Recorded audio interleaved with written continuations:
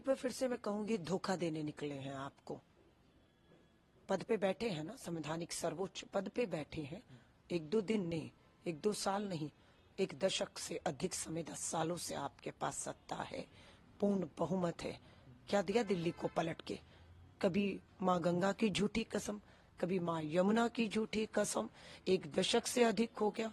दोनों को मिल बैठकर बड़प्पन दिखाते हुए दिल्ली को, पहले दिल्ली के लोगों को उनकी समस्याओं को रखकर काम होने चाहिए थे।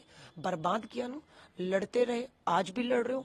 क्या आगे दिल्ली चाहती है कि ऐसी कोई सरकार और ऐसा कोई लीडर आए जो सिर्फ लड़के दिल्ली को बर्बाद करे और अपनी राजनीतिक रोटियां सेके, आरोप और प्रत्यारोप ही करते रहे? अगर आज आप संवैधानिक पद पर ना होते, आपके पास ये जिम्मेदारियां ना होती, जवाबदेही ना होती, तब आप हो सकता था। आज हम कांग्रेस 10 साल से सत्ता में नहीं है, 0 विधायक, 0 सांसद है, लेकिन हमारे पास 15 साल का शीला दीक्षित जी की सरकार का मॉडल है, जिसे लेकर आज भी दिल्ली तुलना करती है। तो अब सोच रहे हैं कि वो मॉडल सर्वोच्च मॉडल था, दूरदर्शिता थी, विजन था उसमें। शीला जी को पता था कि आबादी बढ़ेगी, जरूरतें बढ़ेंगी, संसाधनों की जरूरत होगी, वायु प्रदूषण से निपटने के लिए। अगर आप सोचिए, शीला जी ने मेट्रो, फ्लाईओवर, डीटीसी की धुएं छोड़ती बसों को सीएनजी में कन्वर्ट ना किया होता, ग्रीन बेल्ट ना बनाई होती, तो दिल्ली के लोग आज कह रहे हैं कि जो कह रहे हैं ना गैस चैम्बर बन चुकी है दिल्ली, वो दिल्ली कब्र बन गई होती अब तक, है ना। बीच कोरोना महामारी में दोनों ने लड़ा है आपस में, ऑक्सीजन को लेकर कैसी मारधाड़ हो रही थी, इसकी जिम्मेदारी है, उसकी जिम्मेदारी, उसको प्लांट लगा, सबसे दिल्ली ने जूझा है। आज दिल्ली महंगाई और बेरोजगारी से जूझ रही है ना। केंद्र सरकार को राहत देनी चाहिए थी, क्या राहत दी? कहा 450 का सिलेंडर, मोदी की गारंटी मिल रहा है। और जहां तक अरविंद केजरीवाल की बात है, अभी पता लगता है 33 करोड़ शीश महल पे खर्च किया, 2600 करोड़ का नुकसान शराब नीति के चलते सरकारी खजाने पर हुआ है।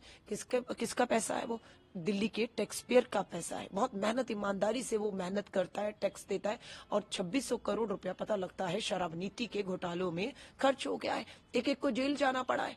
जन लोकपाल, स्वराज, भ्रष्टाचार के नारों से आने वाली पार्टी के सर्वोच्च नेता एक एक करके शराब नीति के भ्रष्टाचार में जेल गए, कुर्सियां गंवानी पड़ी। मुझे नहीं समझ आती किस मुंह से आकर आप 10 साल के बाद वापस वोट मांग रहे हैं, लालच दे रहे हैं 2100 रुपया देंगे।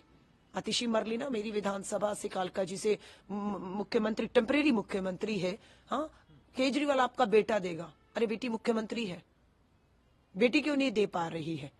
पूछना चाहती हूँ ना, बेटा बेटा क्या, आपको बेटी को भी तो बनाया है ना, और वो बेटी होके बेटी का नाम नहीं ले रही है। सो ये सब चीजें अपमानित किया जा रहा है उन्हें, टेम्परेरी सीएम के। चुप है, कठपुतली नहीं चाहिए।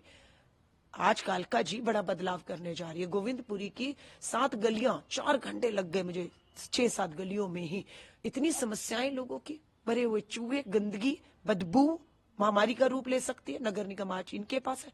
भाजपा का प्रत्याशी रमेश बिधूड़ी अपनी टिकट को बचाने में लगा हुआ है। बिल्कुल दबाव बनाया हम लोगों ने। हमारी भारी जीत है कि आज भाजपा को मजबूर होना पड़ रहा है बिधूड़ी से उसकी कथनी के लिए।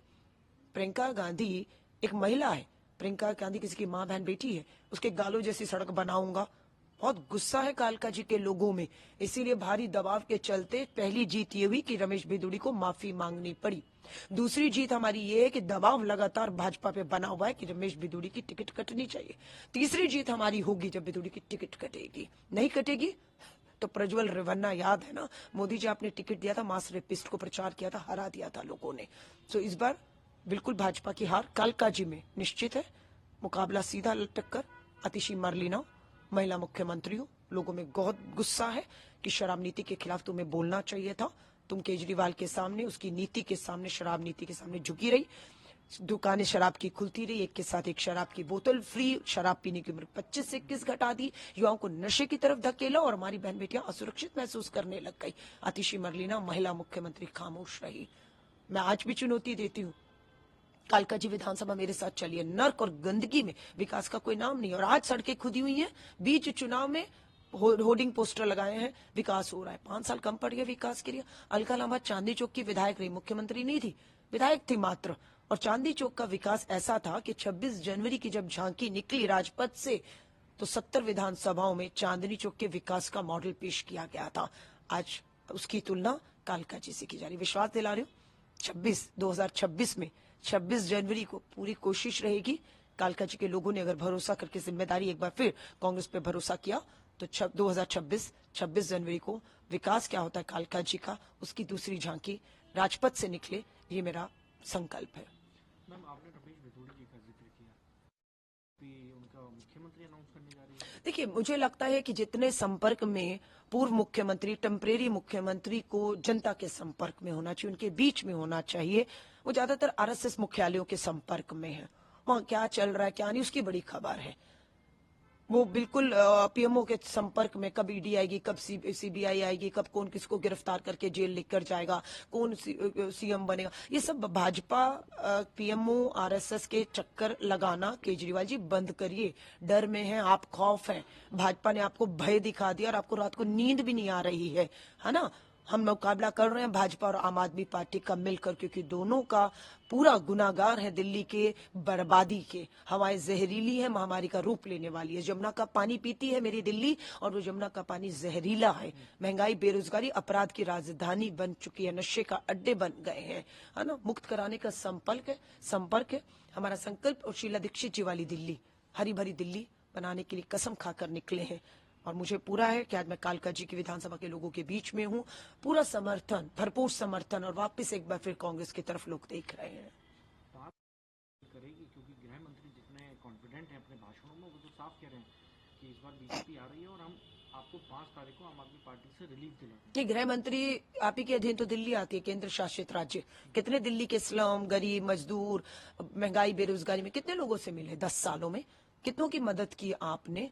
आज गृह मंत्री, प्रधानमंत्री, वो तो नगर निगम का भी चुनाव आए, भाजपा में नेता नहीं रहा, दम नहीं रहा, इनके दम पर चुनाव लड़ते हैं, है ना। आएंगे उत्तर प्रदेश के मुख्यमंत्री और पता नहीं कहां कहां से लाकर दिल्ली की बदतर हालत के लिए एक दूसरे को दोषी ठहराएंगे, है ना। केजरीवाल जी भी बुला रहे हैं। 5 तारीख है ना, 5 तारीख होगी, पंजे का निशान होगा। 5 साल के लिए 5 मुद्दों पर कांग्रेस वापसी करने जा रही है, ये मेरा विश्वास है। मैम, एक आखिरी सवाल।